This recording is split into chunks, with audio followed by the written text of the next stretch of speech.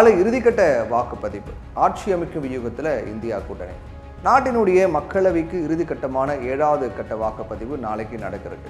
அதே சமயத்தில் டெல்லியில் இந்தியா கூட்டணி கட்சி தலைவர்களுடைய கூட்டமும் நடைபெறுகிறது. இந்தியா கூட்டணியில் இருக்கக்கூடிய ஆம் ஆத்மி தலைவரும் டெல்லி முதலமைச்சருமான அரவிந்த் கெஜ்ரிவால் இப்போ ஜாமீனில் இருக்கார்.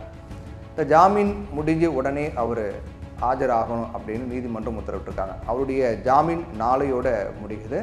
அதனால தான் டெல்லியில் அவசரமாக இந்தியா கூட்டணியுடைய கூட்டம் நடைபெறுவதாக சொல்லப்படுது. ஆனால் அடுத்ததாக ஆட்சி அமைக்கப் போவது இந்தியா கூட்டணி தான் அப்படின்னு கிடைத்த உறுதியான தகவலால் தான் இந்த அவசர கூட்டம் நடத்தப்படுவதாக சொல்லப்படுது. டெல்லி தகவல்லாம் சொல்லுது. கடந்த சில நாட்களாக ராகுல் காந்தியும் தமது தேர்தல் பிரச்சாரத்தில் ஜூன் 4ஆம் தேதிக்கு பின்னர் மோடி வீட்டுக்கு போவது உறுதி அப்படின்னு பேசி வராரு. இன்றைய தேர்தல் பிரச்சாரத்தில் ஜூன் 4க்கு பிறகு நடக்கக்கூடிய இந்த தேர்தல் பிரச்சாரங்களில் ஜூன் 4க்கு பிறகு good bye BJP, good bye Narendra Modi, Tata, பொதுமக்களை ஏமாற்றும் இந்த போலி ஆசாமிக்கு இன்னும் 7 நாட்கள் இருக்குது அப்படின்னு சமீபத்தில் ஒரு ட்விட்டரில் போட்டார். அது ரொம்ப ட்ரெண்டாக போச்சு.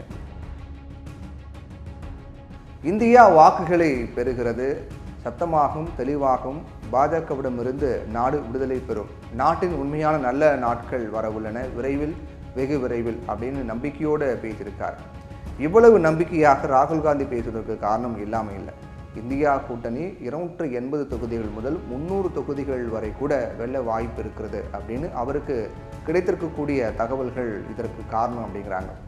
ராகுல் காந்தியை ரகசியமாக சந்தித்த சில IAS அதிகாரிகளும் இதை தெரிவித்ததாக சொல்லப்படுது. மேலும் சில உயர் பதவிகளுக்கு புதிய நியமனங்கள் செய்யாமல் பதவி நீட்டிப்பு கொடுத்து விட்டது பாஜக அரசு. புதிய அரசு வந்த பின்னாடி புதிய நியமனங்களை செய்து கொள்ளட்டும் அப்படிங்கிற முடிவில் தான் பாஜக இதை செய்ததாகவும் சொல்லப்படுது.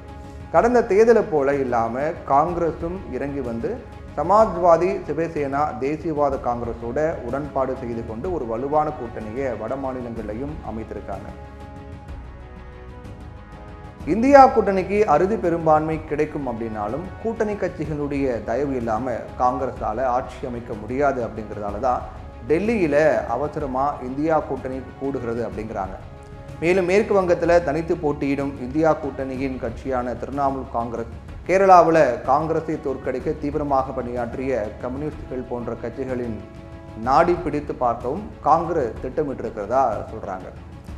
இது மட்டும் இல்லாமல் கூட்டணி கட்சிகளிடையே ஒருமித்த கருத்தும் ஒருமித்த திட்டமும் உருவாகிட்டா அமைச்சர் பதவிகளை பெற பெரும் போட்டியே நிலவும் அப்படிங்கிறதால அதற்கு கூட்டணி கட்சிகளிடையே ஒருமித்த கருத்து ஏற்படாவிட்டால் அமைச்சர் பதவிகளை பெற கடும் போட்டி நிலவும் அப்படிங்கிறதாலையும் அதுக்கு ஒரு தீர்வு காண இந்த கூட்டம் பயன்படும் அப்படிங்கிறாங்க.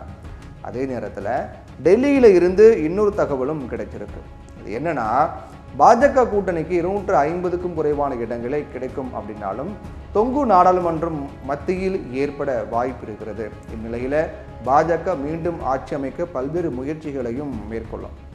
அப்போ இந்தியா கூட்டணியில் இருக்கக்கூடிய வழக்குகள் மற்றும் சில சிக்கல்களை எதிர்கொண்டிருக்கக்கூடிய கட்சிகளை இழுக்க பாஜக தீவிர முயற்சிகளை மேற்கொள்ளும்.